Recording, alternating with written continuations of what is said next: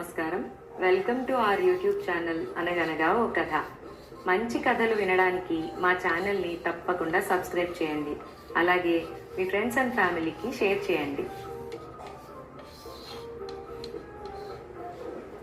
ఇవాల్టి మన కథ పేరు హడావుడి మనిషి. ఒక గ్రామంలో రామయ్య అనే పౌరోహిత్య బ్రాహ్మడు ఉండేవాడు. ఆయన ఒట్టి హడావిడి మనిషి. పొరుగు గ్రామంలో ఒక పెళ్లి ముహూర్తం వచ్చింది. పౌరోహిత్యానికి రామయ్యను పిలిచారు.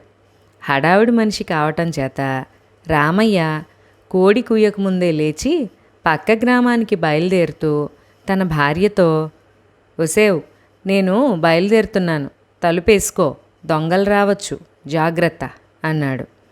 రామయ్య భార్య లేచి తలుపు గడియ వేసి వచ్చి మళ్ళీ పడుకున్నది. ఇదంతా బయట ఉన్న దొంగలు గమనించారు. వాళ్లకు తెల్లవార్లు ఏదీ దొరకలేదా రాత్రి. రామయ్య వెళ్ళిపోయాడు కనుక ఇక ఇంట్లో ఆయన భార్య తప్ప ఇంకెవ్వరూ లేరు. ఇంకా జామురాత్రి మిగిలి ఉన్నది. రామయ్య ఇంటికి కన్నం వేస్తే ఏదీ దొరక్కపోయినా కనీసం బియ్యమైనా దొరుకుతాయి అనుకుని దొంగలు రామయ్య ఇంటికి కన్నం వేసి లోపల ప్రవేశించారు. లోపల దీపం కూడా లేదు, కటిక చీకటి. అది మంచిదే అనుకున్నారు దొంగలు.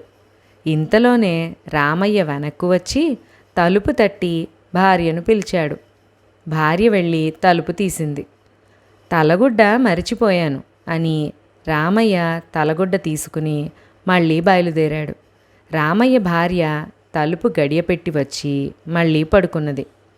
ఆమెకు కాస్త కునుకు పట్టడానికి సమయం ఇచ్చి దొంగలు చీకట్లో బియ్యం డబ్బా ఎక్కడ ఉన్నది తడిమి చూసి దాని పక్కనే ఒక గుడ్డని పరిచారు.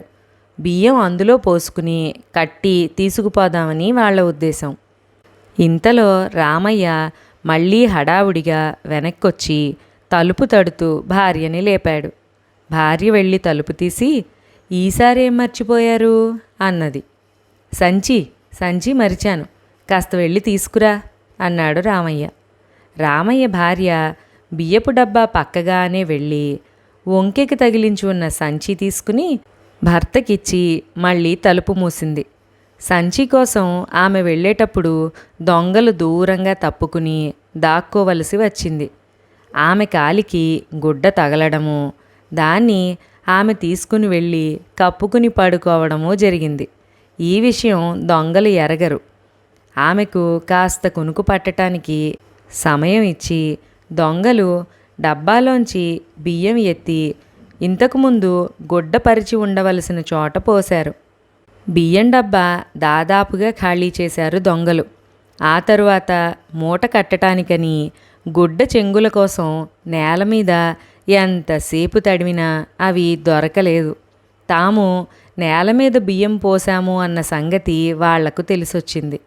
ఇప్పుడు ఏం చెయ్యాలా అని వాళ్ళు అనుకుంటూ ఉండగా హడావుడి రామయ్య మరోసారి తిరిగొచ్చి తలుపు తట్టాడు. భార్య వెళ్ళి తలుపు తీసి, "అప్పుడే తెల్లారిపోయిందే, ఇక నేను పని ప్రారంభించవచ్చు" అన్నది. ఈ మాటలు విని దొంగలు హడిలిపోయి కన్నంలో నుంచే వెనక్కి జారుకున్నారు. ఆ తొందరలో వాళ్ళు తమ వెంట తెచ్చిన డబ్బు సంచిని రామయ్యంటనే వదిలేసిపోయారు. రామయ్య ఈసారి తాను తీసుకుపోవలసిన వస్తువులన్నీ శ్రద్ధగా తీసుకుని సకాలానికి పెళ్లివారింటికి పొరుగురు చేరాడు. ఆయన హడావుడి ఆయన జీవితంలో ఆ రోజుకి ఎంతో లాభం చేకూర్చింది. ఇక్కడితో ఈ చక్కటి చిన్న సరదా కథ సమాప్తం. మరొక మంచి కథలో మళ్ళీ కలుసుకుందాం. ఈలోపు మీరు ఈ కథను మీ ఫ్రెండ్స్ అండ్ ఫ్యామిలీకి షేర్ చేయడం అస్సలు మర్చిపోవద్దు. అలాగే మొదటిసారి చూస్తున్న వాళ్ళు ఎవరైనా ఉంటే తప్పకుండా మంచి కథలు వినడం కోసం మన ఛానల్ని సబ్స్క్రైబ్ చేయండి.